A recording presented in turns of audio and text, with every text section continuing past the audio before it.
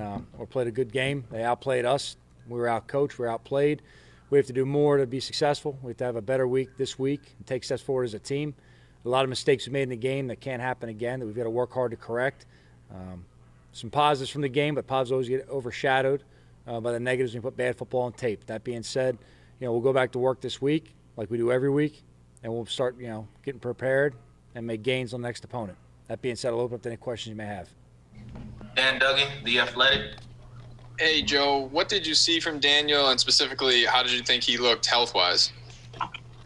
Well, I thought he was able to protect himself in the pocket, which is the main concern in terms of can he step up, can he move it. We knew that there was going to be some situations today where, he wasn't going to be able to pull it down and just, run as he had in the past. We knew it was going to lead to throwing the ball away or possibly taking sacks at certain points.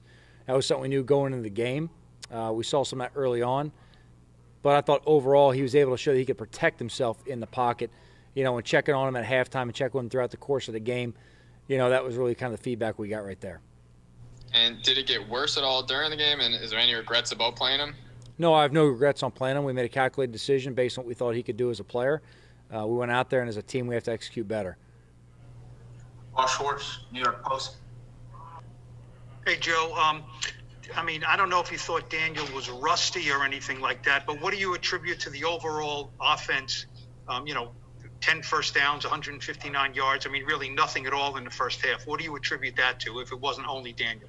Well, I got to look at the tape before I make a lot of, statements outside. But, look, ultimately, we've got to coach better. We've got to play better, to execute. There's things that we did today in terms of turnovers and penalties. We've got to take those off the map. You can't have success when you do those things. Give them credit. They played well. They were able to get the ball off us several times. And, those led to points. So we got to make sure we do a better job protecting the ball and finishing drives. Tom Rock, Newsday. Joe, did Daniel re-aggravate the injury or hurt his? It looked like he was favoring his left leg there at the end. I'm going to have to check with him right there. After the game, I kind of just touched base with him a little bit in terms of how he was feeling. But in terms of, where he is coming out of this game, we'll have, more news on that internally tonight and tomorrow morning based on how he feels. And then can you just go over the decision on the 3rd and 1 deep in your own territory late in the third quarter? You cut through that pass down the sideline instead of pounding the ball and trying to get the first down? There was a matchup we thought we liked right there. There's things we talked about going in terms of game plan and how they played and things we do to make plays down the field. That was part of what we discussed going through the week and what we practiced. Look, we've hit some of those throughout the season as well. They've been big plays for us. So we'll sit here right now and second-guess everything we did. We went in. We knew what the plan was. We'll look going forward if that's the best thing for us or not, and we'll make the decision based on the opponent and how we're playing within each game. Pat Leonard, Daily News. Hey, Joe, did you give any thought to taking Daniel out at halftime? And the fumble on the first drive seemed like something that he had cleaned up in recent appearances that shows up again. How critical is it that he protects it and that just protects the field position battle, if anything else? Well, there's 11 guys on the field when that happens right there, so that's not, one person's fault. There's some things we have to do better in terms of communication, identification. It all ties together with protection, ball security. So it's not just one person on that play right there. In terms of thinking about taking Daniel out, look, we checked with him health-wise. We kept getting status updates on him right there to make sure that he was in, the right state to keep playing. The feedback was all positive from both him and the medical team. And then, on a side note, did we have conversations about getting Colt in the game? We had some brief conversations about it, but that was not based on health. That was based on, is there anything we need to do to change how we're playing game plan-wise and change up maybe some of the play calling or what we're doing on some of the other things we practice. We made the decision that it was best to stick with what we were doing, and try to make some things work and kind of make some subtle adjustments right there. But as far as the conversation with Daniel, as long as his health stayed up, we're committed to putting him in a game today. Matt Lombardo, Fansided.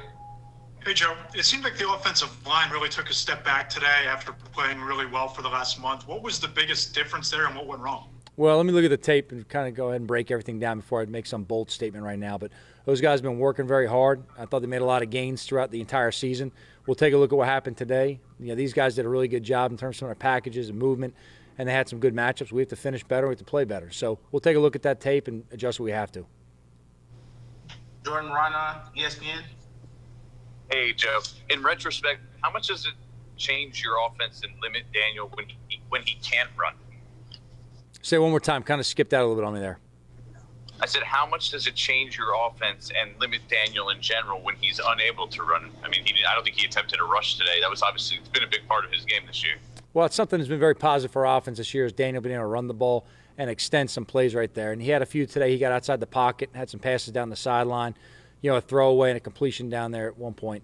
Obviously, you take away part of the offense in any regard, it's going to affect how everything else complements itself right there. But, look, we'll work this week. We'll see where he's at physically. We'll make decisions going forward in terms of how he has to structure his game plan. We'll take 2 more. Do you need your offense at some point? I mean, you're scoring like under 20 points a game. I know you guys have been able to win that way. But do you need at some point for your offense to kind of, put some points on the board, significant points? I mean, yeah, listen, we're playing complementary football is the goal right there. All 3 phases playing together there, Jordan. So, look, we're trying to finish drives and work as hard as we can to stay on the field. We didn't do a good enough job of that today. We got to do a better job next week. We'll take 2 more. Zach and Art. Zach Rosenblatt, NJ.com. Hey, Joe. This seems like the 3rd straight week special teams has been making some errors. There's the drop kick return, some directional punting issues, and coverage tackling. I'm just curious, how concerned are you about that group? I know you're talking about the 3 phases need to complement each other. How do you feel about that phase where you guys stand right now? Well, this is a phase that's been a strength for us for a large part of the year. We got to make sure we just keep on moving forward. We got to get back to some fundamentals this week. Work as a team collectively and make sure we make gains this week on it. Cleveland's going to be a very good team in the kicking game. We're going to take all week to prepare for them right there. So we'll make sure schematically and fundamentally, we make improvements this week. Last one here, Art Stapleton, the record. Hey, Joe, I know you're not. I can tell you're not pleased with the execution in many facets today. I'm just curious, from an approach and an attitude situation coming into this game, were you pleased with what you saw from your team this week? Did you feel as though there were any effects from such a big win last week? No, I don't think we had any kind of a hangover from going out to Seattle last week. I don't think that's a cause of it right here. And again, this game was completely independent of anything that happened before. We simply didn't come out today and we didn't, coach well enough. We didn't play well enough. And that's just the hard truth of it. We would do a much better job. One thing about our guys is I know they're going to show up tomorrow to watch the tape. I know they're going to show up on Wednesday to practice, and they're going to be locked and ready to roll. And we've got a mindset around here, and they're very committed to it. We're going to go back to work. And regardless of what the result was today, that's going to be the same approach, same mindset as well. So, look, it's going to take everything we had this week to prepare for Cleveland. They're a very good team. We've got to make sure we adjust and correct what happened today, and we got to move forward as a team. That's just simply it. Regardless of what the result was